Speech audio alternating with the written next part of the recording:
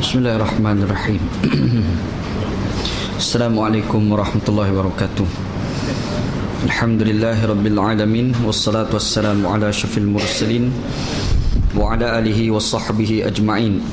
Qala rabbi shrah li sadri wa yassir li amri wahlul 'uqdatam min lisani yafqahu qawli wasaddid lisani wahdi qalbi bihaqqi sayyidina Muhammadin sallallahu alaihi wasallam. Wa ba'da fa inna asdaqal hadis kitabullah wa khairal hadi hadi Muhammadin sallallahu alaihi wasallam wa syarrul umuri muhdatsatuha wa kullu muhdatsatin bid'ah. Allahumma 'allimna ma jahilna, ya Allah ya Tuhan kami, ajarkan kepada kami apa yang kami jahil. Wa dzakirna ma nasina, ingatkan balik kepada kami apa yang telah kami lupa. Allahumma faqihna fid din, ya Allah ya Tuhan kami, fahamkan kami agama.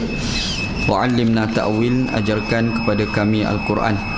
Allahumma rzuqna ilman nafi'a, ya Allah ya Tuhan kami, rezekikan kepada kami ilmu yang memberi manfaat. Wa amalan salihan mutaqabbala, dan amalan yang salih dan amalan tersebut diterima. Wa rizqan halalan tayyiba, dan rezeki yang halal dan rezeki tersebut baik. Alhamdulillah, syukur pada Allah SWT. Pada malam ni kita bertemu di surau kita ni untuk kita sambung kuliah hadis kita. Mudah-mudahan kuliah hadis kita pada malam ni diberkati oleh Allah Subhanahu Wa Taala, insya-Allah. Dalam kuliah kita yang lepas, kita baca hadis Nabi sallallahu alaihi wasallam dalam tajuk air kencing kanak-kanak yang dia tak minum kecuali susu mak dia. Bukan susu mak dia lah, susu manusia. Kalau budak tu dia minum susu orang lain, dan susu tu susu manusia, bukan mak dia tapi orang lain, dan dia ni tak makan yang lain kecuali susu tu sahaja, dan budak tu budak lelaki, dan air kencing dia tu kalau kena pada pakaian kita, kita tak perlu basuh macam kita basuh pakaian yang lain. Cara basuh tu sekadar kita renjis-renjis pun sudah memadai. Dan kita sebut hari tu benda ni khusus untuk kanak-kanak lelaki sahaja. Budak perempuan dia tak sama dengan budak lelaki. Kalau budak perempuan, budak kecil perempuan tu dia minum susu mak dia ni. Dia tak minum susu yang lain. Lepas tu air kencing tu kena pada pakaian kita. Jadi pakaian kita tu kena basuh. Macam kita basuh air kencing orang tua tu lah. Tu beza di antara air kencing kanak-kanak dengan air kencing orang tua. Kita sebut hari itu juga dalam kuliah kita yang lepas, Nabi SAW ni selalunya bila ada orang dapat anak kecil, diorang ni akan bawa anak-anak diorang ni berjumpa dengan Nabi. Dan bila diorang bawa jumpa dengan Nabi, Nabi SAW ni akan mendoakan keberkatan untuk anak tadi. Dan kita disebut hari itu Nabi SAW dia disebut doa yang paling baik, antara doa yang mudah dimustajabkan oleh Allah Subhanahu Wa Taala ni adalah doa bapa kepada anak dia. Nabi SAW dia sebut 3 jenis doa. Yang doa ni Allah Taala mudah nak mustajabkan. Yang pertamanya da'watul mazlum, doa orang yang kena zalim. Kalau kita kena zalim, kita doa, insya-Allah Allah Taala mudah nak mustajab doa kita. Yang keduanya da'watul musafir, doa orang yang bermusafir. Kalau kita pergi musafir tu, dalam permusafiran tu kita berdoa, insya-Allah doa kita mudah dimustajabkan. Yang ketiganya Nabi sallallahu alaihi wasallam kata da'watul walid li waladihi, doa seorang bapa kepada anak dia. Doa tu mustajab. Jadi kalau kita dapat anak, sebagai contoh, kita ni nak dapatkan keberkatan pada anak kita, antara kita ni suruh ustaz doa dengan kita doa sendiri. Baik kita doa sendiri. Kita doa sendiri tu lagi baik daripada kita suruh ustaz tu doa. Sebab yang bapa doa kepada anak ni berkat, memang sabit dalam hadis Nabi sallallahu alaihi wasallam gitu. Dan kemudiannya kita sebut hari tu pasal tahnik. Tahnik ni benda tak susah. Kita tak payah cari orang lain, kita tak payah cari ustaz kalau kita nak tahnikkan anak kita. Tahnik sendiri je. Cara kita nak tahnik adalah kita ambil buah kurma, kita letak penyek-penyek sikit lah. Mula-mula tu ambil, kita mamah sikit. Kita mamah tu kita pun ambil kat mulut kita tu, kita nampak kadang-kadang buah kurma tu nampak kuning-kuning sikit tu kan. Lepas tu kita letak dekat langit budak tu, kita gosok dekat langit budak tu. Kalau sekiranya tak ada buah kurma, kita boleh guna apa-apa pun yang rasa manis. Tu pula lah kita nak guna buah kismis, boleh. Ataupun Imam Ibn Hajar Al-Asqalani dia kata kalau tak jumpa buah kurma, tak jumpa buah kismis, guna madu. Ambil madu tu kita letak, gosok kat langit budak tu kan. Macam tu yang mudah, insya-Allah. Dan benda ni semua ni kita dah sebut hari tu, dan semua tu berasaskan kepada hadis yang sahih riwayat Imam Muslim. Kita dah kuliah hari tu. Okey, hari ni insya-Allah anda nak cuba baca hari ni 2 hadis Nabi sallallahu alaihi wasallam lah, insya-Allah. Sekat boleh lah. Kalau tak, satu hadis jugalah. Hadis yang kita nak bincang hari ni dalam kitab ni, dalam satu bab dia adalah bab hukmil mani. Bab yang membicarakan tentang hukum air mani. Dia khusus pasal cerita air mani je dalam bab ni. Hadis dia, cerita dia daripada seorang lelaki nama Abdullah bin Shihab Al-Khawlani. Abdullah bin Shihab Al-Khawlani ni kata, qala kuntu nazilan ala Aisyah. Dia kata, aku ni bertamu dekat rumah isteri Nabi sallallahu alaihi wasallam yang bernama Aisyah.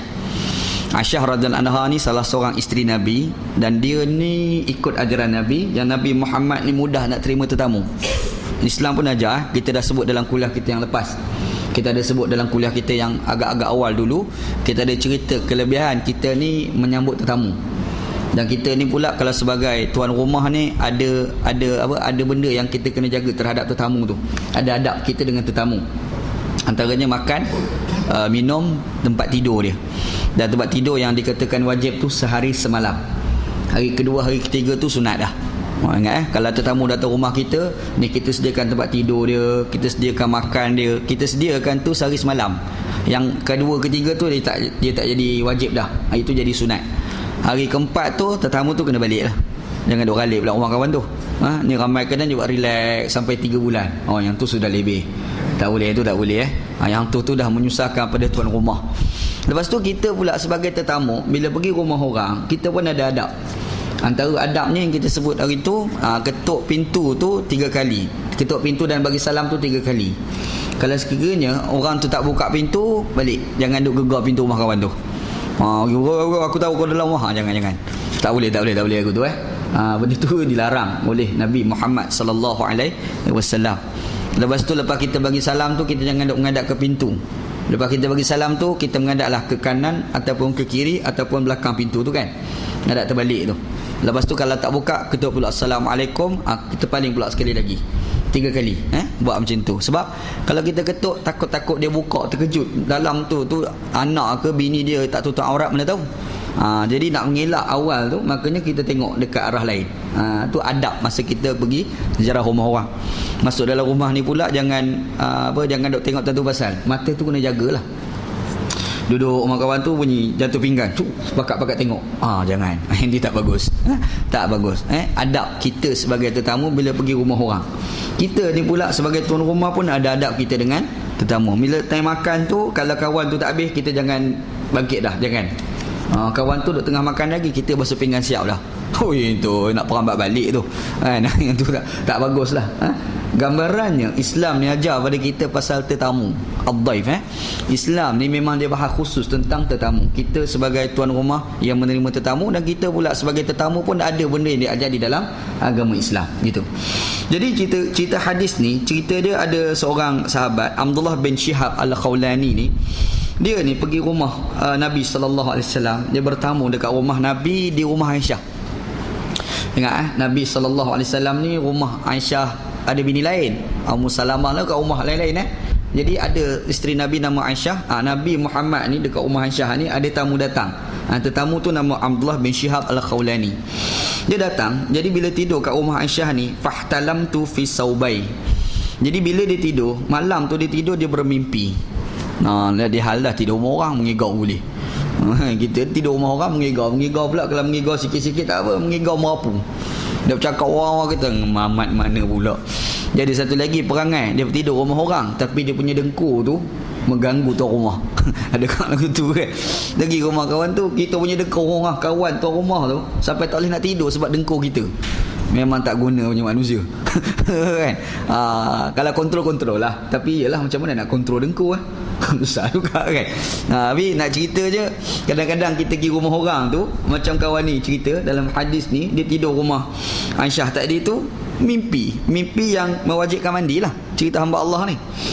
Jadi faramastuhuma fil ma. Jadi bila aku ni sedar, Jadi dia mimpi. Jadi dia ambil baju dia tu, baju jubah dia tu, dia pakai masa tu dua lai. Mungkin jubah dengan kain lah kot dia pakai kan. Jadi dia pakai dua lai pakaian tu, dia pergi celup dalam air. Dia pergi celup baju di dalam air.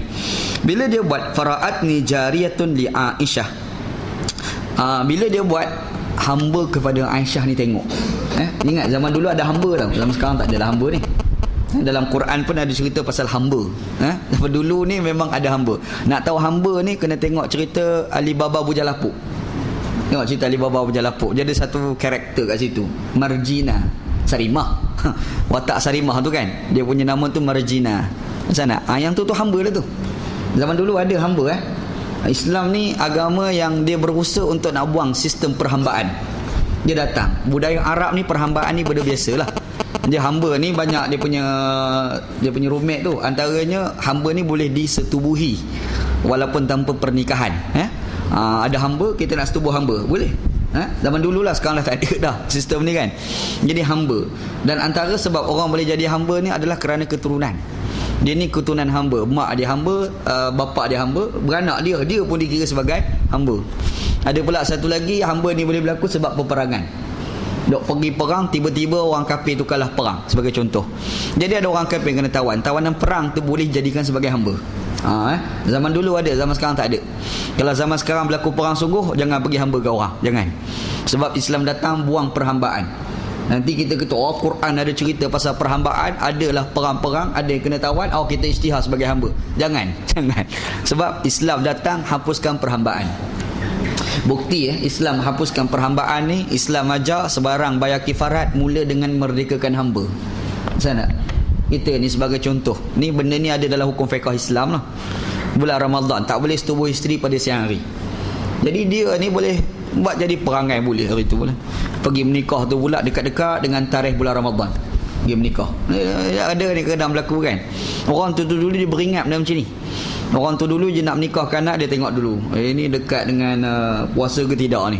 Sebab dia takut anak dia ni, menantu dia ni buat gelap mata tu bimbang bulan Ramadan tu kan.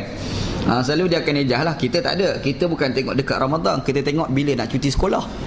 Tu jadual kita punya majlis perkahwinan kan. Jadi contohlah dia pergi menikah dekat-dekat bulan Ramadan. Bila menikah siang hari tu, dia boleh meraban, boleh Pak Haji tu. Dia boleh merabat, dia pun setubuh isteri pada siang hari. Macam mana hukum dia? Ada hukum yang ditetapkan di dalam fiqh Islam. Antaranya dia kena qada puasa, dan satu lagi dia kena bayar kifarat. Kifarat tu apa dia? Nombor satu, dia kena merdekakan hamba. Maksud tak? Dia kena merdekakan hamba. Kalau tak boleh, baru ada yang kedua tu, kena puasa 2 bulan berturut-turut. Maksud tak? Kenapa Islam letak asas awal tu merdekakan hamba? Sebab Islam ni agama yang menggalakkan kita merdekakan hamba. Hamba ni kita kena kurangkan. Nampak tak? Kita kena buang-buang. Alhamdulillah, sekarang ni sistem perhambaan ni dah tak ada dah. Alhamdulillah. Ada seorang ulama pada zaman dulu. Ni masalah ulama kerajaan lah. Dia ulama kerajaan ni dia cakap apa yang kerajaan setuju. Tu yang susah tu. Kerajaan pada zaman tu, ada raja pada masa tu, dia ni adalah dia bersetubuh isteri siang hari pada bulan Ramadan. Jadi dia pergi tanyalah Syekh ni, seorang ulama ni tanya, macam mana ni aku ni kena boleh tak aku ni nak merdekakan hamba. Jadi disebabkan dia ni duk tengok kemaslahatan pada raja tu, dia kata hukum bagi raja tu adalah dia kena puasa 2 bulan berturut-turut. Padahal hukum sebenarnya nombor satu, dia kena merdekakan hamba. Barulah dia buat. Kalau dia tak mampu, barulah dia kena puasa 2 bulan berturut-turut. Itu susunan tu. Susunan dia mesti merdekakan hamba. Kalau tak mampu, baru pergi yang kedua, iaitu puasa 2 bulan berturut-turut. Ni Syekh ni, Pak Syekh ni, mana tak ingat nama ulama ni. Benda ni, cerita ni popular dalam kitab-kitab fiqh. Dia buat keluar fatwa, dia kata raja ni dia kena merdekakan hamba. Dia kena puasa 2 bulan berturut-turut. Jadi ada seorang ulama ni tak puas hati, pergi kritik dia. Dia kata mana boleh susunannya merdekakan hamba. Bukannya suruh lepas tak boleh baru kita puasa 2 bulan berturut-turut. Bukannya bermula dengan puasa 2 bulan berturut-turut. Yang kawan ni, yang ulama yang kata puasa 2 bulan berturut-turut tu, dia kata kalau kita suruh dia merdekakan hamba, raja tu mudah nak merdekakan hamba. Sebab itu tak ada masalah bagi diri dia. Dia orang kaya. Kata ni ulama ni. Jadi kalau dia kena puasa 2 bulan berturut-turut, yang tu membebankan pada dia. Ni kawan ni pula jawab, dia kata tak. Itulah Islam. Islam ni nak galakkan hamba ni merdekakan. Lagi baik kita merdekakan orang berbanding kita pilih puasa 2 bulan berturut-turut. Nampak Islam Islam ni memang dipentingkan untuk menghapuskan perhambaan antara manusia dan manusia. Perhambaan yang wujud di dalam Islam antara manusia dengan Allah Subhanahu wa taala. Jadi konsep hamba ni memang ada pada zaman dulu. Alhamdulillah sekarang ni dah tak ada. Alhamdulillah. Dia boleh nak merdekakan hamba ni, dia macam-macam cara. Dalam fiqh Islam ni jadi cerita pasal membebaskan hamba. Antaranya adalah kita beli seorang hamba, kita pun isytihar dia ni sebagai merdeka. Macam kita tengok cerita Piramli itulah. Tengok cerita Piramli, Kasim Baba, Ali Baba. Kasim Baba tu tak apalah, mati dah kan. Ni Adinda Ali Baba ni. Kanda Kasim Baba tu dah kena potong kepala siap dah. Bukan kepala, tangan habis potong. Memang Mona Fendi betul-betul. Tu dalam filem betul lah kan. Jadi cerita dia sekarang ni, Ali Baba berjalan lapuk last kali watak tu, dia kata okey, aku merdekakan kamu. Masa nak? Tu betul lah tu. Itu memang ada dalam fiqh Islam. Merdekakan hamba satu. Ada pula satu lagi, dia buat perjanjian antara tuan tu dengan hamba tu. Hamba tu dia kata saya nak merdeka. Dia tanya pada tuan. Tuan tu kata boleh kalau kau nak merdeka, tapi dengan syarat. Apa dia? Bayar. Dia letaklah bayaran berapa. Contohlah tuan tu kata bayaran sebanyak RM1,000. Dia bayarlah sikit sampai cukup RM1,000, maka dia dimerdekakan. Yang tu panggil sistem perhambaan. Dalam Quran Allah Ta'ala ada nyatakan tentang asnaf yang 8. Tu cek dalam asnaf yang 8 nak diberi zakat tu kan. Bila kita ni bayar zakat pada kerajaan ni bila ada duit, dia nak bagi agih pada 8 asnaf tu kan. Antara asnaf tu adalah ar-riqab. Ar-riqab ni hamba yang nak dimerdekakan. Maksud tak? Benda tu memang ada di dalam Islam. Islam ni ajar merdekakan hamba. Alhamdulillah, itulah ajaran Islam. Dalam hadis ni cerita Aisyah radhiyallahu anha ni dia ada hamba. Aisyah ni dia ada hamba Tapi kita jangan samakan hamba dengan orang gaji tau. Orang gaji lain. Pergi kias boleh. Orang gaji macam hamba, jangan share lain. Kita tak boleh sama antara hamba dengan orang gaji. Orang gaji satu part. Sebab hamba ni dia tidak diberi gaji. Dia betul-betul hidup dengan kawan tu, tuan tu bagi makan dia ke dia, bagi tempat tinggal tu je, gaji tak ada. Yang tu kita bagi gaji. Betul tak? Sebab tu tak boleh nak samakan antara hamba dengan orang gaji. Jangan. Ada kat Saudi ramai dah buat. Orang gaji tu yang datang daripada negara Indonesia lah, apalah, Filipina, duduk kat sana, dia jadikan orang gaji tu macam hamba dia. Tak betul tu tak betul. Islam tak ajar macam tu. Jadi cerita je Aisyah radhiyallahu anha ni dia ada hamba. Bila ada hamba, kawan tadi tu yang bermimpi tu sedar, dia tengok alamak aku dah bermimpi, dia ambil 2 pakaian dia, jubah dengan kain dia tu, dia pergi celup dalam air. Jadi hamba dia tengok lah. Hamba Aisyah tadi tengok. Bila hamba Aisyah ni tengok, fara'atni jariyatun li Aisyah, hamba kepada Aisyah ni tengok, fa akhbaratha, hamba ni pula dia beritahu pada Aisyah. Dia kata orang datang rumah kita ni, tidur, Abdullah bin Syihab tu tidur rumah kita. Malam tadi dia mengigau orang kali, nampak ambil kain baju pergi celup dalam air. Dia cerita dekat Aisyah radhiyallahu anha. Bila cerita dekat Aisyah, fa ba'athat ilayya Aisyah tu, Aisyah pun datang jumpa dekat Abdullah bin Syihab tadi. Pergi jumpa, dia pun kata faqalat, Aisyah ni tanya kepada Abdullah bin Syihab tadi. Apa soalan Aisyah? Aisyah kata ma hamalaka ala ma sana'ta bisaubaika. Tak, sebenarnya yang kau pergi celup baju kamu tu dalam air tu kenapa? Aisyah dah tanya kepada sahabat Nabi tadi Abdullah bin Syihab tadi. Dia tanya kenapa kau pergi celup baju kamu dalam air tu? Qultu ra'aitu ma yara an-na'im fi manamihi. Dia bagi tahu lah, kata Aisyah, sebenarnya aku ni dah bermimpi malam tadi. Aku ni sudah melihat seperti mana orang-orang bermimpi melihat. Tu terjemahan dia lah. Bahasa orang Arab semua ni. Bahasa kita je, malam tadi aku mimpi tak, mengigau. Tu bahasa kita kan. Malam tadi aku dah memimpi. Qalat, Aisyah ni tanya, hal ra'aita fihi ma syai'an. Okeylah kau mimpi. Tapi aku nak tanya soalan. Dekat kain kamu tu kau nampak ke ada kesan-kesan air mani? Aisyah dah tanya kepada Abdullah bin Syihab tadi. Qultu la, aku tak nampak. Dia mimpi tu mimpi itulah, mimpi bersetubuh ni lah. Tapi tak nampak apa-apa pun kat kain. Tapi dia ni rasa macam tertenang. Dia pergi mandi wajib, dia basuh baju dia. Aisyah ni dia pergi tanya, sebenarnya kau nampak ke ada kat kain kamu tu ada kesair mani? Ada ke? Dia tanya kawan tu. Kawan tu kata, lah aku tak nampak pun. Qalat falau ra'aita syai'an ghasaltahu laqad ra'aituni wa inni la ahukkuhu min saubi Rasulillah sallallahu alaihi wasallam ya bisan bizufuri. Aisyah radhiyallahu anha kata, sekiranya kamu melihat sesuatu pada kain baju kamu tu, sedar mimpi tengok ni apa kain, nampak macam air mani tu lah, macam apa lagi kan. Bila nampak tu, kata Aisyah, ghasaltahu, basuh. Tetapi laqad ra'aituni wa inni la ahukkuhu min saubi Rasulillah sallallahu alaihi wasallam yabisan bi dhufri. Tapi kata Aisyah radhiyallahu anha, aku dulu dengan Nabi sallallahu alaihi wasallam, baju Rasulullah sallallahu alaihi wasallam ni ada kesan air mani. Dan kesan air mani yang ada pada jubah Nabi sallallahu alaihi wasallam itu dah jadi kering. Yabisan, kering. Bila dah kering, kata Aisyah radhiyallahu anha, aku kikis menggunakan kuku aku. Tu hadis ya. Hadis yang kita baca ni adalah hadis sahih riwayat Imam Muslim. Hadis sahih. Apa yang kita boleh ambil pengajaran daripada hadis ni? Yang pertamanya, bila kita tengok pada hadis ni, ulama-ulama fiqh ni berkhilaf, berbeza pendapat air mani ni najis ke tidak. Air mani ni najis ke tidak. Air mani najis ke tidak ni bukan cerita air mani orang dia. Air mani binatang pun serupa. Contoh dia mari surau sembahyang, ustaz jadi imam, kita tengok kat belakang jubah ustaz, macam ustaz ni. Contohlah kan. Okey, persoalan ni kalau betul sungguh dekat jubah ustaz tu ada air mani, kita kena mufarakah daripada pak imam ataupun tidak? Tu persoalan Mana? Tak, itu bukan air mani ustaz tu, itu air mani kucing kat rumah dia. Sebenarnya kan. Jadi dia nampak tu, bila nampak tu dia ustaz tu kat belakang ni, aku ni macam mana ni? Aku nak mufarakah pada pak imam ke ataupun macam mana? Ni satu persoalan lah. Bila dia fikir tu, memang confirm itu ada air mani. Kalau confirm lah. Sebab kadang-kadang dia nampak melekit tapi bukan air mani, telur. Jadi macam kes berlaku pada zaman Ali bin Abi Talib radhiyallahu an. Dia zaman Ali ni boleh dikatakan CSI.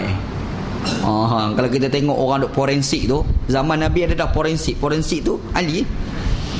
Ada kes perempuan ni, dia kata dia kena rogol. Dia mendakwa dia kena rogol. Dia pergi jumpa Nabi SAW, dia tunjuk jubah dia ada kesan air mani. Dia kata aku memang kena rogol, ni bukti tengok jubah aku ni.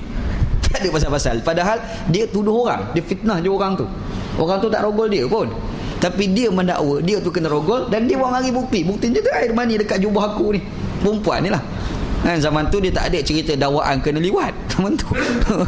Kalau zaman sekarang mungkin tajuk dah lain lah sikit kan. Cerita dia kata ni orang tunjuk jubah. Jadi Nabi Muhammad bila tengok, Nabi tengok style orang tu macam sukar nak dipercayai orang macam ni. Yalah, kadang-kadang orang cakap dia share, kita ni kalau kita dah terbiasa dengan sesuatu perkara, kita agak kenal walaupun orang tu tidak mempamerkan hakikat sebenar. Contoh, polis hari-hari duk jaga orang tepi jalan, duk tengok cek orang punya isi, dia boleh tahu orang yang lalu tu lesen dia hidup ke mati. Kadang-kadang betul tak? Duduk tepi jalan, kita ni buat lesen ni berpuluh-puluh tahun tu tak pernah polis nak tengok kita punya lesen. Sampai kita ni kadang berhasrat sangat nak tunjuk kita punya lesen dekat polis tu. Dah tak hasrat tu, kita pun dengar tanya, cik nak tengok ke? Jalan. Dia tension kita. Sebab kita dah buat lesen berpuluh-puluh tahun tapi polis tak pernah tengok. Kita punya tension tu Allah Ta'ala Maha tahu lah. Tiba-tiba satu hari polis tu tahan. Polis tahan tu, kita pun macam biasa mengharapkan polis tu nak tengok kita punya lesen. Polis hari tu minta. Yang 10 tahun tu tak pernah minta. Kali yang tahun ke-11 ni polis minta. Kita pun dengan bangga, takabur semua ada, kita pun tunjuk kita punya lesen. Masa tunjuk tu polis tengok lesen kita dah mati. Tak ada. Berlaku. Anak tak cerita orang lain, anak sendiri. Masa anak belajar, masa duk belajar lagi lah, ngaji pondok buat lesen. Masa ngaji pondok tak pernah ada lesen. Masa ngaji pondok dulu tak pernah ada lesen, tapi ada motor sebiji. Ngaji pondok bapak nak belilah sebiji motor. Alhamdulillah, pergi mana-mana naik motor. Pandai pasal Kota Baru nak pergi dalam keadaan tak ada lesen. Topi-topi pun tak ada. Betul-betul serban. Masa tu ngaji pondok pakai serban, motor. Patut gigi pondok ni pula dia naik motor, nampak dia pakai serban. Dia punya motor, dia punya bawa tu pun boleh tahan juga laju dia. Dia boleh race tu sama-sama gigi pondok. Kadang-kadang boleh serban terbang tertinggal kat belakang. Nak ghostan pergi ambil, tak payahlah, biarlah ambil kain lain dah. Berlaku ni cerita zaman belajar dulu lah. Ni kita pergi, hari tu ada satu ceramah dekat Tumpat. Ana pergi masa budak-budak tu. Tumpat pergi ceramah. Ceramah tu Allahyarham Ustaz Buniam Yaakob, ingat lagi? Allahyarham meninggal lah. Ni ceramah politik ni. Masa tu kan, dia dengar ceramah politik balik malam-malam ni, geng pondok ni bagus punya rest. Rest tu sampai dekat Pasir Mas tu jadi satu pak selekong. Kita pun lipat polis kat depan. Oh, jam begitu. Polis tahan satu tahan. Jadi antara yang kena tahan tu mana? Ni kawan-kawan tu tak apalah, dia lesen ni. Kita ni hamprak lesen tak ada ni. Ni macam mana nak buat? Ni fikir masa tu Syekh ni tak larat nak baca ayat Quran. Waja'alna min baini aidihim saddan wa min khalfihim saddan. Baca ni ayat Quran segala Rabbana, habis Rabbana baca. Dia polis tanya seorang minta lesen. Sampai pak kat kita tu dia tak tanya lesen. Kau jalan. Tak tanya. Polis semua dia tanya. Kita pun berkat baca doa. kita ni masa tu keyakinan cukup kuat lah masa tu. Ni cerita ngaji pondok, tak pernah ada lesen dan tak pernah kena saman. Alhamdulillah. Tak apalah, nak pergi belajar Pakistan. Sebelum belajar Pakistan ni, ayah nak kata, ni kau ni sementara pergi Pakistan tak ada apa-apa, buatlah lesen. Kita boleh lah buat lesen. Dapatlah lesen. Dapat lesen, pergi Pakistan. Habis belajar Pakistan, cuti setahun. Ada 1 tahun, untuk setahun anda balik cuti tu, dah ada lesen, belagak. Naik motor tu, pergi ke Ampang. Ada seorang kawan duduk ke Ampang. Pergi ke Ampang, balik tu dekat Jalan Duta, ada polis buat roadblock masa tu. Kita ni bila tengok polis dan kita tahu kita ada lesen, kita ni tak baca doa langsung. Waja'alna min baini, memang tak baca. Memang tak baca, buat gerik sampai dah ada lesen. Dulu kena baca lah sebab tak ada lesen. Sekarang ni dah ada lesen, buat apa lagi nak baca? Dia belagak Sampai-sampai tu tiba-tiba polis minta lesen. Kita pun dengan bangganya bagi lesen. Polis pun tengok lesen hidup, alhamdulillah. Tapi polis kita tanya soalan satu lagi. Rotek. Sudah rotek. Kita pun fikir rotek. Bila fikir rotek, kita pun rotek mati. Itu kena saman. Kata mampus aku. Nak bagi tahu kadang-kadang Syekh. Dia polis ni kadang-kadang dia duk hari-hari duk tahan orang. Dia boleh tahu tau Mamat ni ada lesen ke tidak. Kita buatlah muka yakin macam mana pun lesen mati. Dia yakin. Hakim dekat mahkamah. Duduk kat mahkamah. Mari seorang penyamun, mari 2 penyamun. Dia tengok muka penyamun Mamat ni. Dia boleh tahu muka Mamat tu penyamun. Kan Mamat tu buatlah muka tak bersalah macam mana pun, muka penyamun. Dia boleh sebab hari-hari dia hari-hari tu kadang-kadang interaksi hari-hari tu menyebabkan kita ni boleh kenal tu. Pasal tak? Kita boleh kenal tu gitu. Anda tak tahu kenapa anda pergi ke sana. Cerita sini balik. Okey, cerita sini balik. Jadi cerita hadis Nabi sallallahu alaihi wasallam ni, cerita dia air mani air mani kena pada pakaian. Dalam mazhab kita Syafi'i rahmatullah alaih, air mani ni tidak dikira sebagai najis. Dalam mazhab kita Syafi'i, air mani tidak dikira sebagai najis. Dia dikira seperti mana hukumnya an-nakhamah, hingus dan juga kahak. Hingus dengan kahak bukan najis walaupun dia kotor. Betul tak? Kotor Syekh. Buktinya kalau kita tengok budak-budak meleleh air hingus masuk dalam mulut, kita nak muntah. Itu menandakan hingus ni kotor lah. Betul lah. Kadang-kadang kita duk sembang seorang kawan tu meleleh air hingus dia, kau biar betul kau ni kan. Dia memang kotor, jijik. Tapi apakah najis? Dia tak najis. Betul tak? Nabi SAW tengah semayang, Nabi Muhammad sesema. Bila sesema air hingus Nabi keluar ni, Nabi guna jubah Nabi dekat dengan jubah tu kan. Nabi teruskan semayang, habis semayang Nabi pergi basuh. Nabi Muhammad teruskan semayang, menandakan hingus yang ada pada jubah Nabi SAW itu, hingus itu tidak dikira sebagai najis walaupun ia adalah kotor. Faham jadi serupa juga air mani. Dalam mazhab kita Syafi'i rahmatullah alaih, dia mengatakan air mani ni hukum dia seperti mana hingus. Sebab apa? Sebab merujuk kepada satu hadis Nabi sallallahu alaihi wasallam daripada seorang sahabat nama Ibnu Abbas radhiyallahu anhuma. Qala su'ila Nabi sallallahu alaihi wasallam 'anil mani yusibu thawb. Nabi Muhammad ni ada orang pergi tanya baginda berkenaan dengan air mani yang kena pada pakaian. Bila tanya Nabi sallallahu alaihi wasallam, Nabi kata innama huwa bimanzilatil makhat wal busaq. Nabi sallallahu alaihi wasallam kata air mani ni standard dia seperti mana kahak dan juga hingus. Tu kata Nabi sallallahu alaihi wasallam. Jadi imam kita Syafi'i rahmatullah alaih, dia mengatakan air mani ni tidak dikira sebagai najis. Siapa? Imam Syafi'i. Okey, kita buka kitab mazhab orang pula. Tengok orang punya mazhab. Dalam mazhab Maliki, Maliki kata najis air mani ni dikira sebagai najis sama ada dia kering ataupun dia adalah basah ke kering ke, ia tetap dikira sebagai najis. Kenapa dia kata najis? Sebab ada satu hadis Nabi sallallahu alaihi wasallam, Aisyah ni bagi tahu. Kata Aisyah radhiyallahu anha, kuntu aghsilu al-mani min sawbi Rasulillah sallallahu alaihi wasallam thumma yakhruju ila as-salati wa atharul ghusli fi sawbihi baqa' al-ma. Kata hadis ni, Aisyah kata aku ni basuh mani yang kena pada baju Nabi sallallahu alaihi wasallam. Bila kena pada baju Nabi, dia basuh tu Nabi Muhammad keluar pergi sembahyang. Masa Nabi Muhammad sallallahu alaihi wasallam sembahyang tu, nampak kesan air mani tu ada, kesan basah baju tu ada dekat baju Nabi sallallahu alaihi wasallam. Jadi bila hadis ni menceritakan tentang basuh, menandakan air mani itu dikira sebagai najis. Nampak? Imam kita pula macam mana pula? Hadis ni kata basuh. Kan? Imam Syafi'i kata tak najis. Yang Nabi SAW, air mani Nabi tu kalau sekiranya najis, kenapa Aisyah dia kikis sahaja? Kalau sekiranya dia dikira sebagai najis, kering ke basah ke, mestilah kena basuh. Tiba-tiba bila kering, Aisyah radhiyallahu anha tak basuh jubah Nabi sallallahu alaihi wasallam, tetapi Aisyah ambil jubah Nabi kikis dengan jari je. Pasal tak? Dia kikis dengan jari sahaja. Bila kikis buang tu, teruskan dengan sembahyang. Pasal tak? Jadi di situlah hujah imam kita mengatakan air mani tidak dikira sebagai najis. Faham tu ada beza. Jadi pakai Syafi'i lah, senang. Bab ni Syafi'i best. Kan, mazhab lain nampak agak susah sikit ni. Mazhab Maliki macam beban ni, mazhab Maliki ni kan, kena basuh-basuh pula. Tapi ikut dalam mazhab Hanafi, dia kata kalau basah kena basuh, najis tetap najis. Tapi kalau sekiranya basah kena basuh, tapi kalau kering tak payah basuh, cukup sekadar kita kikis sahaja. Itu hujah Imam Hanafi pula. Imam kita kata tak, dia memang tak najis.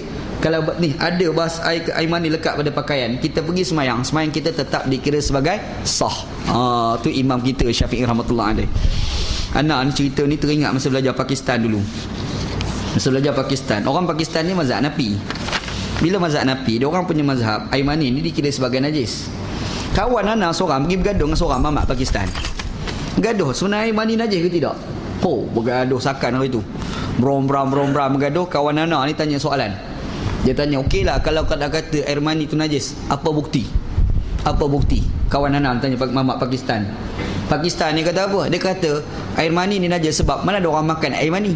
Kacau tu mamak Pakistan ni. Dia jawab lagu tu, mana ada orang makan air mani, dia kata lagu tu. Bila Pakistan ni kata orang tak makan air mani, kawan anak kata meja ni pun orang tak makan. Makanlah meja ni. Dia kata kawan anak ni pun otak pun boleh tahan lah. Dia punya belik tu kan. Cerita dia begitu.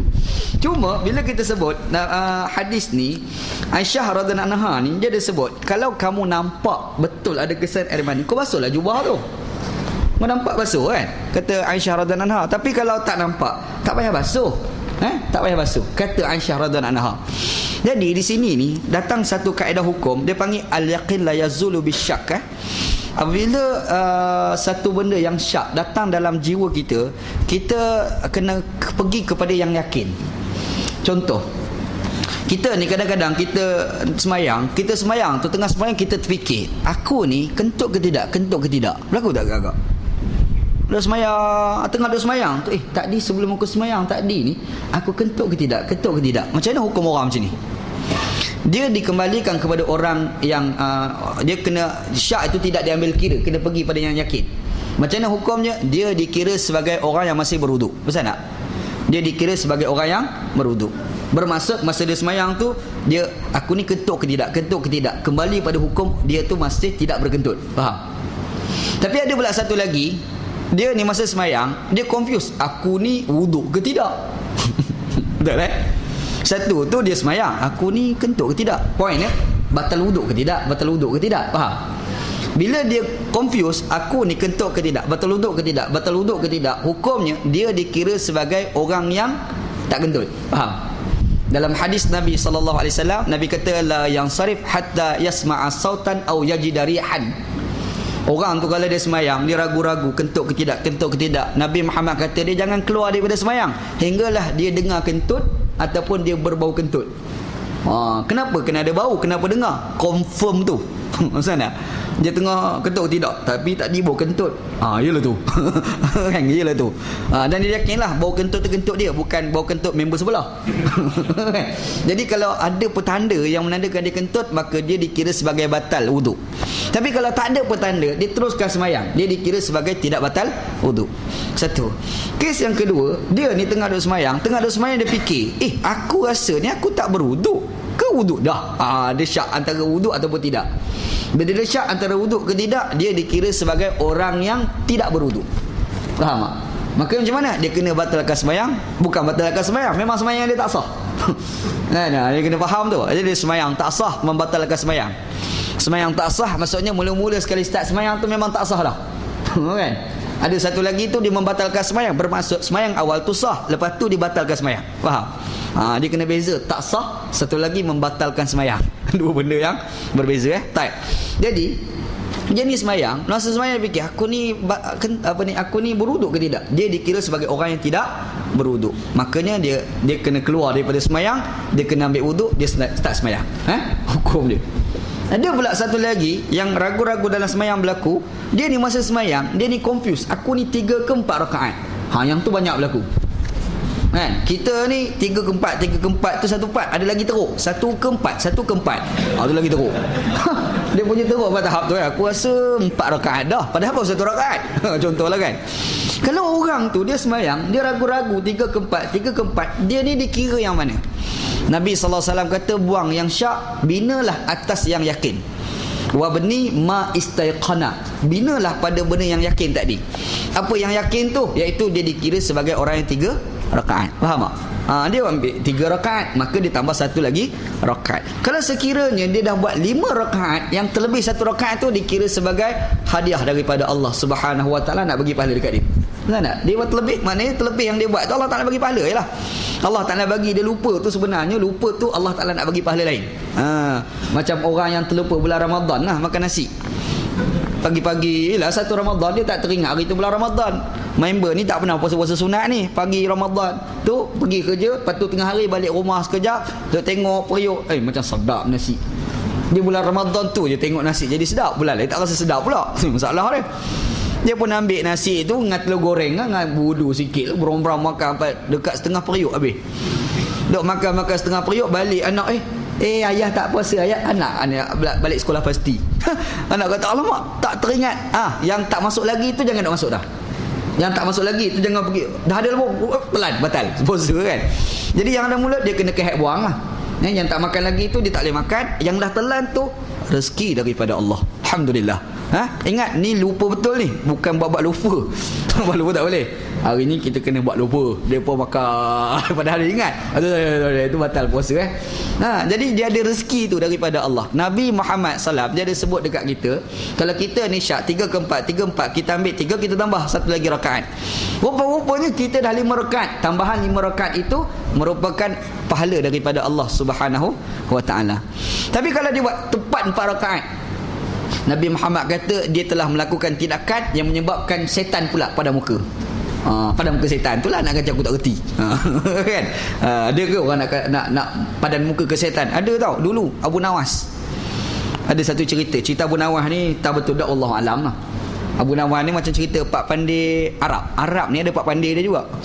Melayu pak pandai, Arab ni pak pandai dia 2. Yang pertama Abu Nawas, satu lagi Johar, satu lagi Abu Nawas. Memang manusia pelik lah. Pak pandai orang Melayu ni, dia naik kapal terbang, tapi masa dia nak naik tu, dia letak slipper dekat luar. Sebab dia masuk rumah, saya tak pakai slipper. Bila sampai tu, dia turun, dia tengok slipper dah tak ada. Dia marah kat orang.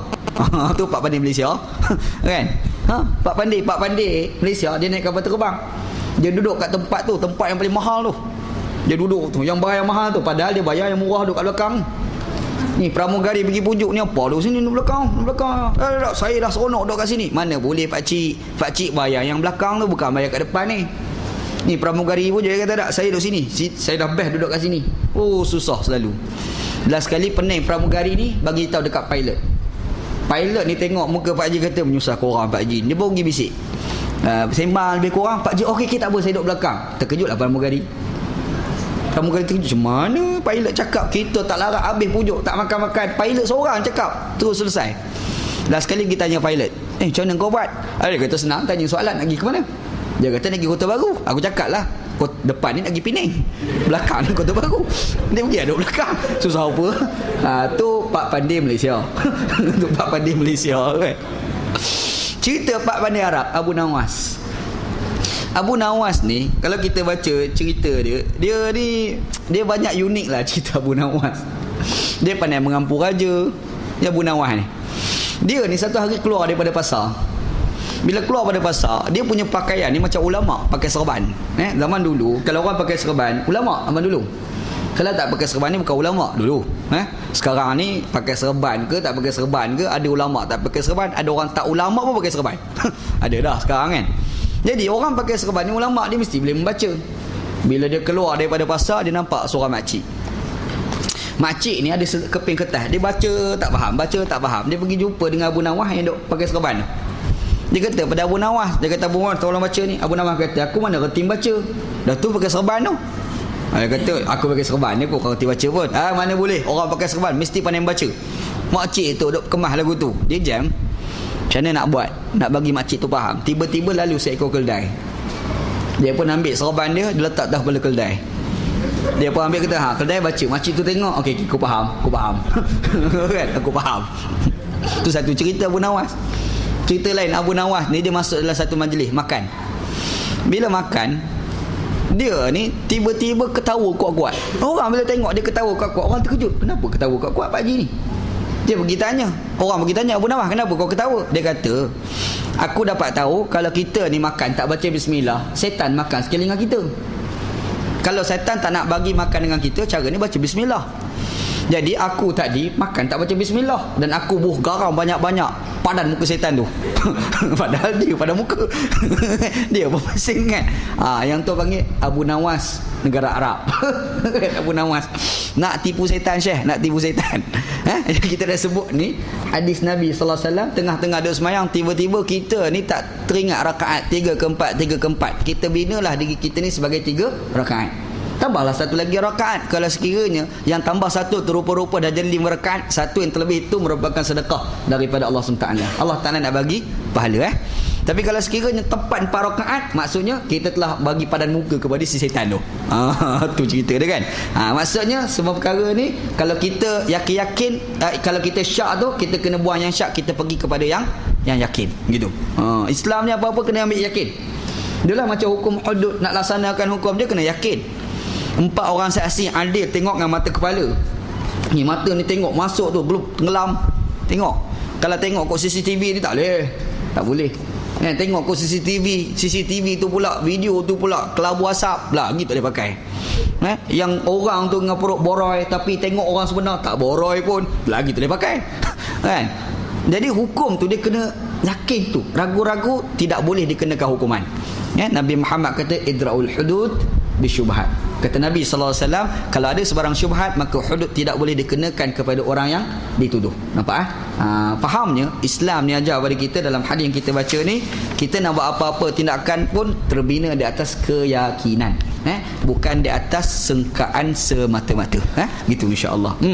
Okey, hadis yang kita baca ni adalah hadis sahih riwayat Imam Muslim. Wallahu a'lam.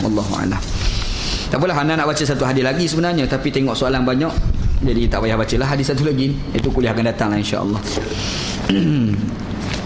Sini pun banyak, SMF pun banyak.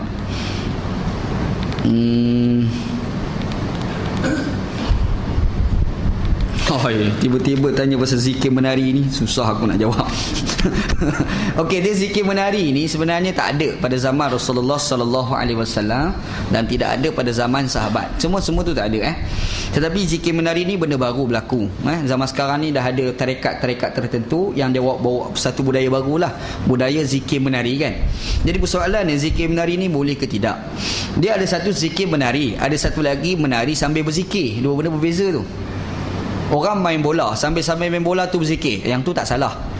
Orang tu dia menari tu sambil-sambil dia menari tu dia berzikir, yang tu tak salah. Yang salahnya bila dia kata berzikir ni mesti menari, yang tu salah. Faham tak? Yang tu salah, sebab benda tu memang tidak ada dalam amalan Nabi Muhammad dan para sahabat. Adalah orang dok berhujah dengan hadis Ja'far bin Abi Talib. Ja'far bin Abi Talib radhiyallahu an, abang kepada Ali bin Abi Talib. Nabi Muhammad memberi khabar dekat dia yang menyebabkan dia gembira, dan dia ni terangkat kaki dia seakan-akan dia ni macam menari. Dan Nabi SAW ni tak marah. Jadi orang yang duk kata boleh zikir menari, dia merujuk kepada hadis itu. Anda nak bagi tahu cara pemahaman terhadap hadis itu terlalu silap. Hadis tu dia bukan cerita zikir menari. Hadis tu dia menceritakan bila dapat satu berita kegembiraan, kita ni seronok tu terpamer di sudut tindakan. Yang tu tak salah lah. Macam anak kita ni dapat keputusan peperiksaan yang bagus. Dia dapat tahu, dia bagi tahu, bapa, saya dapat peperiksaan bagus, bapa ni punya seronok, bapa ni keluar lompat. Contohlah kan. Yang tu itu yang dimasukkan dalam hadis tu. Bukan mana zikir menari-nari tu. Jadi kalau ikut yang majoriti ulama lah, dia merujuk pada amalan Rasulullah para sahabat, zikir menari ni memang tidak ada. Memang tidak ada. Adalah orang dah ubat pada hari ni, orang dah ubat, yang sufi-sufi dah ubat tu, dia boleh pasal lah. Tapi kalau tanya anak peribadi, anak tak setuju lah.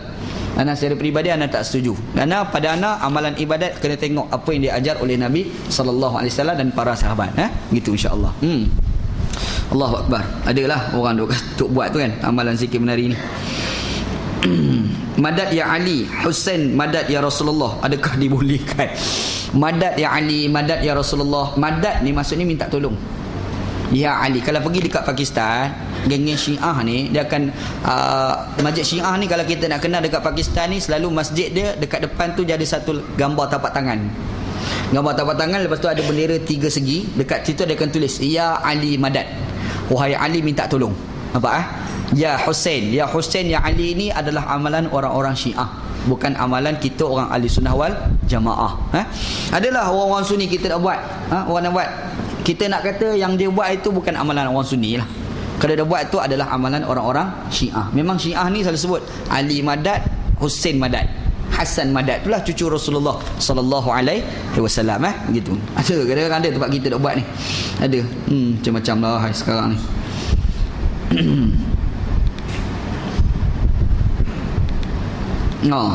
Bagaimana jika ada syak terasa baki air kencing keluar ketika solat? Sebab kadang-kadang ada berlaku kencing tak tus. Tengah sembahyang tu rasa macam menitik, rasa macam tak menitik. Contohlah kan. Okey, macam mana nak buat? Kalau sekiranya dia yakin memang air kencing keluar sungguh, sembahyang dia batal lah. Dia rasa memang sungguh keluar ni. Cara dia yakin tu mungkin sebelum ni dia dah pernah cek, lepas dia tengok memang ada kesan air kencing. Maksudnya kalau kali kedua tu berlaku, dia kata tu memang air kencing sungguh lah kan. Yang tu batal lah sembahyang dia. Tapi kalau dia syak, keluar tak, main tak keluar tak, hukumnya dikira sebagai tak keluar. Faham tak? Hukumnya dikira sebagai tak keluar. Itu semua kerja syaitan semua ni. Ada anak baca hadis ni dekat Masjid Bandar Baru Sungai Buloh. Ni baju Jumaat tadi. Ada satu hadis, sahabat Nabi pergi jumpa Nabi. Sahabat tu nama Uthman bin Auf radhiyallahu an. Dia pergi jumpa Nabi, dia cerita dekat Nabi yang dia ni bila semayang mesti ragu-ragu. Masa baca Quran ragu-ragu, dengan semayang masa berzikir, masa semayang tu boleh ragu-ragu. Dia tanya Nabi sallallahu alaihi wasallam. Nabi sallallahu alaihi wasallam kata, "Dzaka syaitan yuqalu lahu khanzab." Nabi SAW kata, kalau kau nak tahu setan yang kacau kau tu, yang masa semayang tu, yang tu syaitan. Syaitan tu namanya khanzab, nama syaitan. Dia syaitan ni ada nama, ada nama Khannas, yang kita dah baca dalam surah Qul a'udzu birabbin nas tu lah. Ada satu syaitan nama Al-Khannas, yuwaswisu fi sudurin nas kan, minal jin nati wan nas. Allah Ta'ala sebut Quran. Ada syaitan namanya Al-Khannas. Al-Khannas ni syaitan yang dia ni meragu-ragukan di dalam hati manusia. Dan dia ni syaitan Khannas ni bukan jin ni, orang pun ada. Kita ni dah belajar agama, dah faham dah agama dah. Tiba-tiba datang seorang ni, dia pergi cerita yang kita dah faham jadi tak faham. Yang tu syaitan lah tu, namanya syaitan Al-Khannas. Faham tak? Dia meragu-ragukan orang. Ada juga syaitan daripada jin yang meragu-ragukan orang. Itu satu jenis syaitan nama Al-Khannas. Ada pula satu lagi syaitan namanya Khanzab. Khanzab ni kerja dia kacau orang semayang dia. Bila dia semayang tu, dia rasa ragu-ragu tu kan. Nabi Muhammad kata, "Idza ahsastahu," kalau kamu rasa dia datang kacau kamu tu, Nabi kata, "Fata'awwadz billah."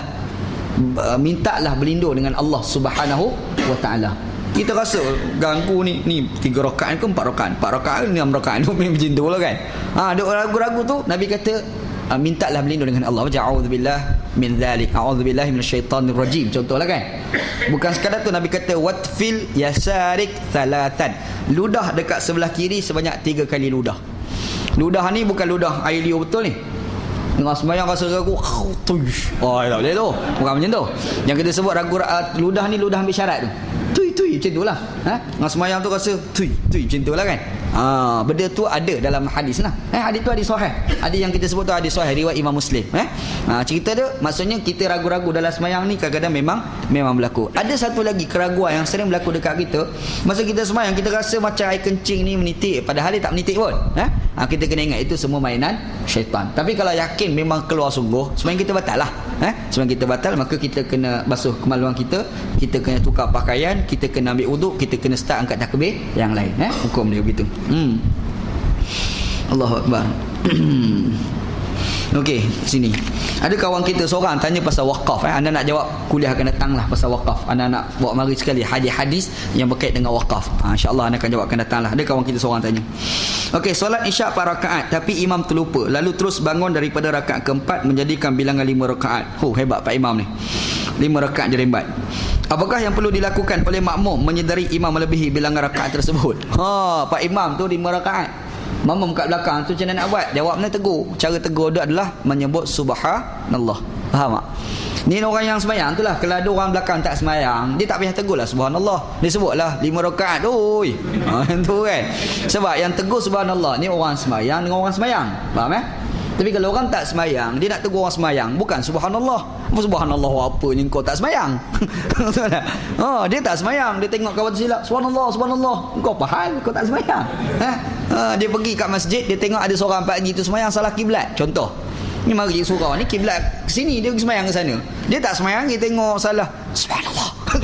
Subhanallah kawan tu. Dah kau cakap dia salah kiblat pak cik, ghostan belakang. Tak cakap macam tu kan? Sebab dia tak sembahyang. Yang kena tegur ni subhanallah orang yang sembahyang. Ni kita dia tengah sembahyang. Subhanallah cakap kepada imam tu kan. Subhanallah Pak Imam betul tahu dia pun silap. Maka dia kembali kepada perbuatan yang betul. Kita subhanallah buat macam tu. Dalam mazhab Hanbali pula kalau dia buat kering, tak tahu, bukan buat kering baju jadi kering. Maksud dia buat selam berak dia kan. Macam tak bersalah, dikekang dengan 5 rakaat dia. Mungkin dia yakin yang dia 4 rakaat. Yang makmum belakang tu subhanallah semua dia kata makmum semua pelupa. Untuk dia salah kabeh, makmum ramai-ramai tu semua dia kata salah, dia seorang yang betul. Ni Pak Imam tu. Mazhab Hanbali kata kita duduk kat tahiyat tu, kita tunggu dia. Kita jangan bangkit pula 5 rakaat, batal pula sembahyang. Sebab kita dah tambah rukun kan. Dia yakin tu, dia kata 4 rakaat tu, padahal 5 rakaat. Kita tegur pun duduk main tambah dia. Jadi dia sembahyang sah, kita pun sembahyang sah, maka kita duduk kat tahiyat akhir tu, kita tunggu sampai dia turun bagi salam komplit nantilah. Faham tak? Bila bagi salam, kita bagi salam bersama dengan dia. Faham tak? Itu mazhab Hanbali. Mazhab kita duduk bagi subhanallah 3-4 kali, duduk kering juga, pergi mampu dengan Pak Imam. Kita pun bagi salam sendiri. Belakang kan. Kita baca tahiyat kita ni orang belakang Pak Imam tu dia kena rasakan diri dia sebagai timbalan presiden tu, kena rampas kuasa lah.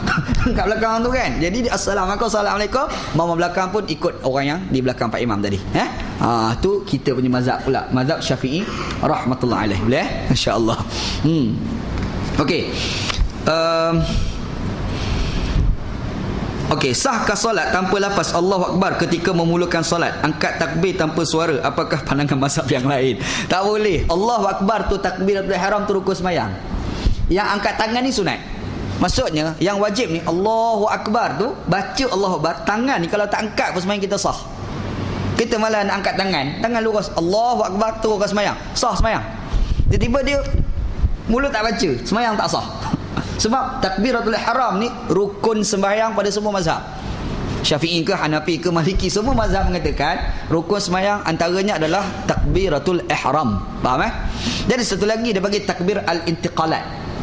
Takbir al-intiqalat, takbir perpindahan rukun. Ni qiyam ni turun pada rukuk baca Allahu Akbar tu kan. Lepas tu daripada i'tidal turun pada sujud duduk antara sujud. Itu dia panggil takbir al-intiqalat. Takbir al-intiqalat sunat. Takbir al-intiqalat tu hukumnya adalah sunat. Maksudnya kalau kita tak nak baca tak apa. Masa kita daripada qiyam nak turun rukuk, mulut dia tak sebut Allahu Akbar, sembahyang sah. Ni kita duduk rokok tu nak bangkit, sami Allah liman hamidah tu kan, tak baca, tak apa. Sebab bacaan tu hukumnya adalah sunat. Cuma mungkin ini perbezaan. Anda nak bagi tahu sikit lah dekat kita. Kita kena beza antara mazhab Hanafi dengan mazhab Syafi'i. Sebab kita kadang-kadang ada kawan-kawan kita bagi tahu, ada ustaz-ustaz kita bagi tahu, kalau Pak Imam tu sebut sami Allah liman hamidah, makmum tak payah sebut sami Allah liman hamidah. Makmum terus sebut Rabbana lakal hamd, kan? Yang tu mazhab Hanafi, bukan mazhab Syafi'i. Mazhab Syafi'i, makmum pun sunat menyebut sami Allah liman hamidah. Hukum dia. Tapi dalam mazhab Hanafi kata tak. Makmum tak payah sebut sami Allah liman hamidah. Dia terus bangkit Rabbana walakal hamd sama dengan Pak Imam. Yang kita bisa dengar itulah yang style mazhab Hanafi. Hukum gitu insya-Allah. Okey, baik.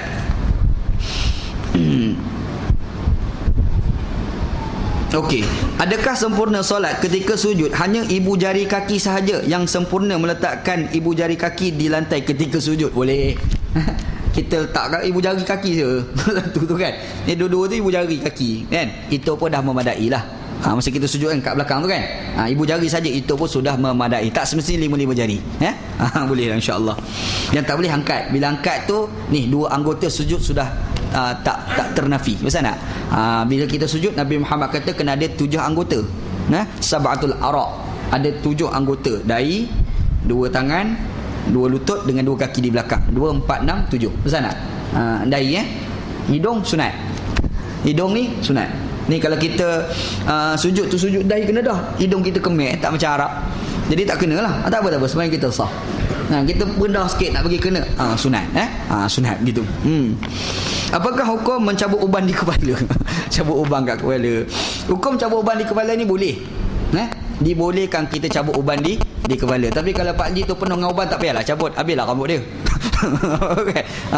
Lepas tu kita nak mewarnakan rambut kita tu kan, itu pun dibolehkan.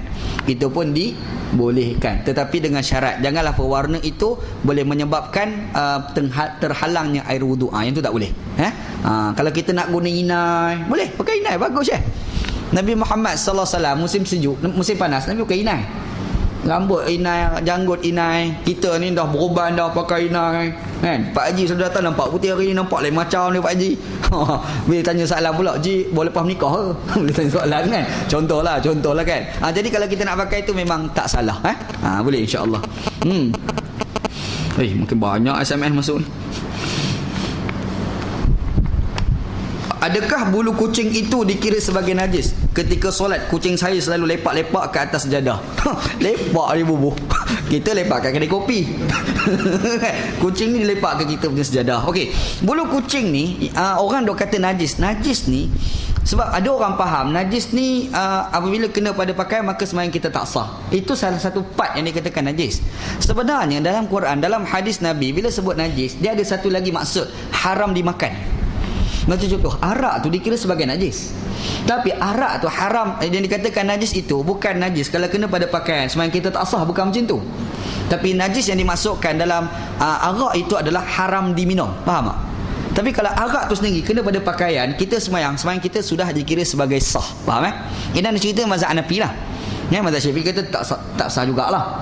Sebab tu kalau ada orang nak tanya pasal perfume, ada alkohol yang dia pergi sembuh dekat baju dia pergi sembahyang tu kan, sembahyang dia sah.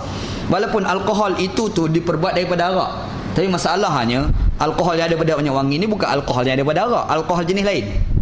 Tu alkohol jenis lain. Okey, contohlah kita andaikan alkohol tu memang daripada arak sebagai contoh, kena pada pakaian, kita sembuh, kita pergi sembahyang kita dikira sebagai sah. Dan tu yang Quran kata innamal khamru wal maisir wal ansab wal azla rijsun min amali syaitan. Arak, judi, tunang nasib, semua ni najis kata Allah. Najis di sini bukan najis ain kena pakai sembahyang tak sah tau. Najis di sini merujuk haram diminum. Serupa juga bulu kucing. Bulu kucing memanglah kalau yang berenggang daripada badan kita dikira sebagai najis. Contoh macam lembu tu duduk. Kita ni nak sembelih, takut rugi, kita potong kaki dia dulu, kita ambil, kita pergi masak, najis lah. Kan? Sebab dia tak disembelih. Nampak Tapi kalau daging lembu tu kena pada pakaian kita, sembahyang kita sah ataupun tidak, sembahyang kita dikira sebagai sah. Lepas tu haram makan daging tu. Serupa juga bulu kucing. Yang dikatakan bulu kucing yang dinajis tu, tak boleh kau makan bulu kucing tu. Faham tak? Tapi kalau kena pada pakaian, kau pergi semayang kita tetap dikira sebagai sah. Faham Sebab ada hadis Nabi SAW. Nabi kata innaha minat tawafin. Nabi Muhammad kata kucing ni di kalangan binatang-binatang yang berlegar di kalangan kamu. Ada hadis Nabi SAW yang cerita pasal kucing gitu. Okey. Banyak kan jawab laju ni. 10 hektar tanah. Woi, ini panjang ni. Dua orang perempuan nenek saya masih hidup lagi. Oh, yang ni faraid. Faraid nak jawab waktu lain lah. Faraid ni kena kiraan anda tak boleh nak jawab. Anda ni matematik lemah. Tu masalah aku tu. Tanya spontan mampu aku. Kan? Buat faraid ni anda simpan dulu soalan ni, anda cuba jawab akan datang insya-Allah. Stop jangan hantar dah SMS. Soalan ditutup. Okey, bagaimana tayamum jika tangan patah termasuk tapak tangan di simen? Perlukah qada semula solat? Solat tak perlu qada. Dia macam ni Kalau tangan kita patah, contoh kita basuh tempat yang boleh basuh. Kita berwuduk, kita basuh tempat yang boleh basuh. Tetapi ada tempat yang tak boleh dibasuh. Kita ambil air, lepas tu kita inilah kebas-kebas tu kita gosok ambil syarat. Pasal tak? Tempat itulah tempat yang bersemen tu kan. Kita jangan basahkan dengan air, nanti semen tu kena air, semen tu pula pecah. Kan? Nah, cerita ni ada pengalaman kaki patah dulu. Kita ni dah buat ambil air basah, jadi lebuk habis. Pergi doktor marah ni apa jadi macam ni? Nak mayat kita pun. Gitu ni kan. Jadi kita tak payahlah ambil air tu kita buang-buang, kita gosok ambil syarat. Lepas tu imam kita Syafi'i rahmatullah alaih dia tambah satu lagi, kena tayamum. Faham tak? Jadi kita bukan sekadar berwuduk, bukan sekadar kita gosok dekat atas tempat tu kan. Tapi ada satu lagi, kita kena gantikan dengan tayamum. Tayamum tu muka dengan tangan saja Kita tepuk debu dekat muka, tepuk kat tangan. Tayamum ni tak ada dekat kaki. Jangan buat lebih-lebih. Lepas kaki habis dia gosok. Tak ada kerja semua tu Dia muka dengan tangan. Dah tu yang tangan yang bersemen tu tak apa, gosok atas semen tu. Gosok atas semen. Nak gosok macam dekat dalam mana boleh lah. Okey, kita gosok atas semen tu sudah memadai. Imam kita bukan sekadar kena berwuduk, basuh tempat yang boleh kena sahaja. Lepas tu gosok tu dia tambah satu lagi, kena tayamum. Dalam mazhab lain kata tayamum tu tak perlu dah. Yang tu pun sudah memadai. Faham tu mazhab lain lah gitu insya-Allah. Semayang tak perlu qada lah. Semayang tu sudah sah. Semayang tu sudah sah. La yukallifullahu nafsan illa wus'aha. Perlu tak angkat tangan antara takbir untuk salat jenazah? Hukum angkat takbir ni masa kita semayang jenazah tu dalam mazhab kita adalah sunat. Dalam 3 mazhab lah, Syafi'i, Maliki, Hanbali, kecuali Hanafi. Maksudnya kita Allahu Akbar, kita baca Fatihah, Allahu Akbar, baca selawat pada Nabi tu kan. Allahu Akbar, baca doa pada si mati tu kan. Kita angkat tangan ni. Dalam mazhab kita, dalam mazhab Maliki, dalam mazhab Hanbali, 3 mazhab. Tiga mazhab mengatakan kita angkat tangan ni hukum adalah sunat, kecuali mazhab Nafi. Orang mazhab Nafi memang dia kata membaca Allahu Akbar sahaja. Angkat tangan ni tak. Jadi tangan kat perut situlah, mulut dia sebut Allahu Akbar, Allahu Akbar, Allahu Akbar dalam mazhab Nafi. Tengok Pakistan, Bangla semayang macam mana agak-agak semayang jenazah. Memang dia orang tak tangan macam tu, dia Allahu Akbar. Yalah kalau pergi dekat Pakistan, mazhab dia orang semayang jenazah ni tak boleh datang masjid. Mazhab Hanafi semayang jenazah ni tak boleh di atas masjid kecuali perlu. Contoh hujan kan. Baru boleh datang masjid. Kalau tak, semayang kat luar. Masa belajar Pakistan pun terkejut. Lepas tu di masjid dia tu, dekat depan tu dia ada satu pintu kecil dekat depan pintu masjid tu. Dekat depan tu pula dia ada bumbung, taruh cadang. Kalau hujan, mayat tu dia letak kat luar, Pak Imam tu kat luar, makmum je kat dalam. Macam tu kan. Tu mazhab Hanafi. Mazhab kita tak. Mazhab kita bawa jenazah ke masjid pun tak jadi apa masalah pun. Tu beza mazhab dia dengan mazhab kita Syafi'i rahmatullah alaih. Adalah hujah-hujah yang dia orang pakai tu dalam mazhab Hanafi. Allahu Akbar. Pergi mazhab negara orang, tengok kepelbagaian, luas pemandangan. Betul. Kita pergi negara orang putih. Kadang-kadang saya nak pakai Syafi'i sangat, jadi susah. Kita ni setiap makan cari kedai dia tulis kalimah halal. Bawa nak makan. Kalau tak makan lah. Duduk negara orang putih nak cari halal kat mana? Yang tulis kalimah halal tu kan. Qardawi pernah ditanya, duduk kat negara orang putih, naik kapal terbang, nak makan macam mana nak makan? Qardawi kata, tu orang putih tu selalunya diorang ni Nasrani. Dan bila Nasrani, diorang ni Ahlul Kitab. Bila Ahlul Kitab, diorang sembelih, diorang guna nama Allah. Makanya sembelihan mereka pun dikira sebagai halal. Boleh makan? Senang. Pakai Qardawi penangkat. Betul tak? Syekh, kita ni duk rasa tak boleh ni nak pakai pandangan Qardawi sebab kita duduk kat Malaysia. Betul tak? Senang nak dapat makanan-makanan biasa walaupun kena GST lah. Ni nak sebut juga tu. Ni nak sebut jugalah. Kita nak makan, kita ada masalah dekat Malaysia sebab makanan halal ni cukup banyak.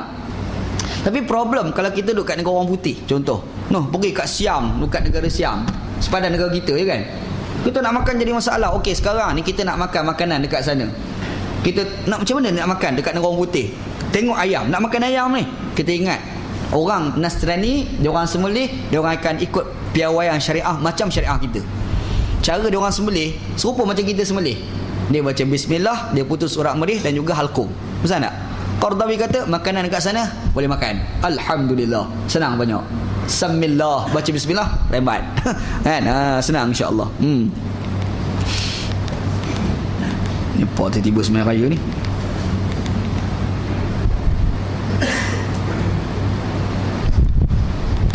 Air mazi najis tak? Kalau sebab jika najis kalau campur dengan air mani. Air mazi najis, air mani tak najis dalam mazhab kita. Dalam mazhab kita air mazi tu najis, air mani tidak najis. Lepas tu ada orang tanya, ni soalan ni memang sakit jiwa lah nak jawab. Dia tanya, ustaz, boleh ke kita minum air mani? Tak ada kerja lepas tu. Ni semua soalan tak ada kerja. Saja dia tanya, ustaz boleh minum? Tak, dia macam ni tau. Air mani tu satu part yang kita nak cerita. Air mani ni takkan keluar kecuali dia bercampur dengan air mazi. Air mani mana keluar terus? Dia ada permulaan bagi air mani tu kan. Air mazi tu, air mazi tu najis. Bercampur tu. Bercampur tu kan. Jadi tetap tak boleh lah. Jangan nak buat perangai. Tak lah, air berlambak kita nak minum. Air berlambak kita nak minum. Kenapa kau nak rembat air tu? Aduh. Akikah bayi yang telah meninggal dunia, hukum dilaksanakan sunat. Dapat anak kita meninggal dunia, sunat tak kita buat akikah pun sunat juga. Sunat juga. Dan sunat kita bagi nama anak kita walaupun meninggal masa kecil, walaupun meninggal dalam perut sekalipun. Sakak keguguran tu kan, bila gugur tu sunat kita bubuh nama kepada anak kita yang keguguran. Kalau sekira nampak lelaki, kita bubuh nama lelaki. Kalau perempuan, bubuh nama perempuan. Tapi kalau sakak tu tak tahu jantina lelaki perempuan, sebagai contoh lah kan. Macam mana kita cari nama yang boleh digunakan untuk orang lelaki dan orang perempuan. Orang Arab ada satu nama yang orang lelaki guna, orang perempuan guna. Talha, orang Arab. Orang perempuan nama Talha pun ada, orang lelaki nama Talha pun ada dekat negara Arab. Kat Malaysia pun ada orang nama yang orang dua-dua guna. Embung ni orang lelaki, pada orang perempuan pada. Satu lagi Firdaus. Ada anak pergi satu, ni cerita lah, naik kereta sampai dekat tol, dia tulis tu Firdaus Jaafar.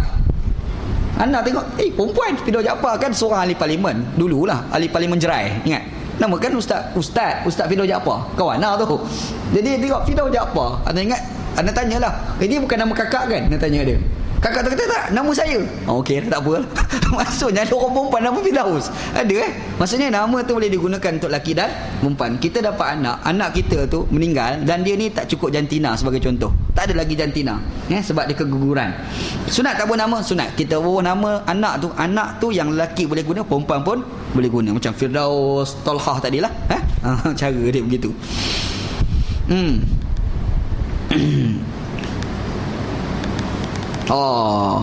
Ini isu semasa. Apakah hukum menyimpan tali pusat bayi yang baru lahir dalam bank tali pusat berbayar dengan tujuan perubatan masa depan? Teknologi ni macam-macam. Kan?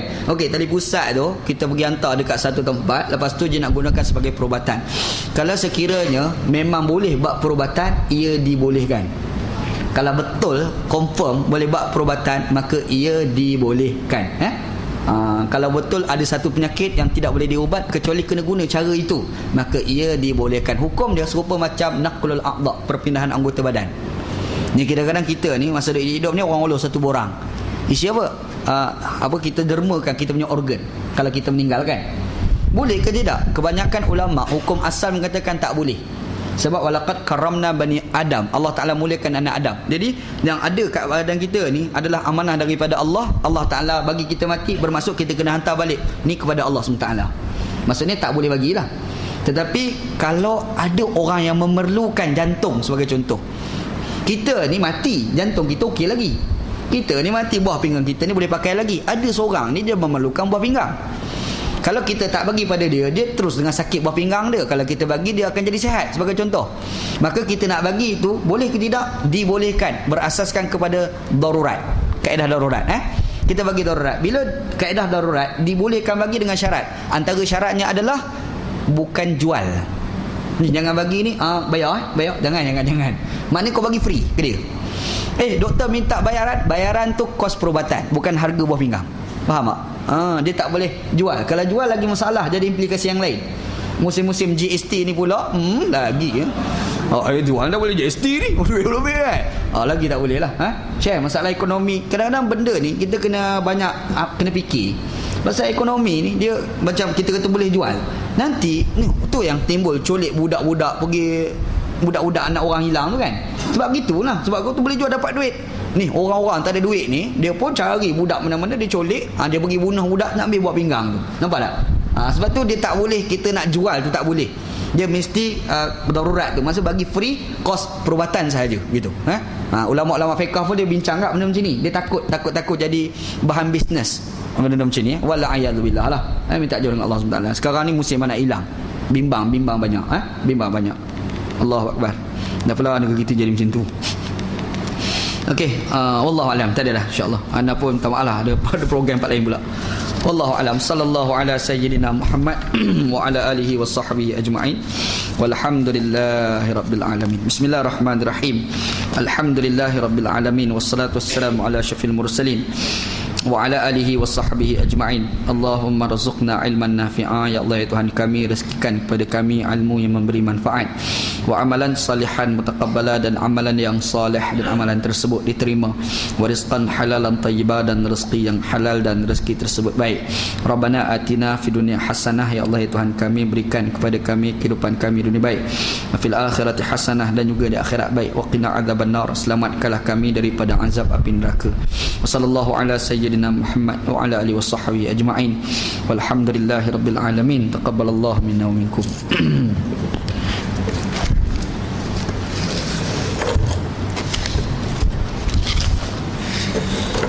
Allahu akbar. Astaghfirullahaladzim.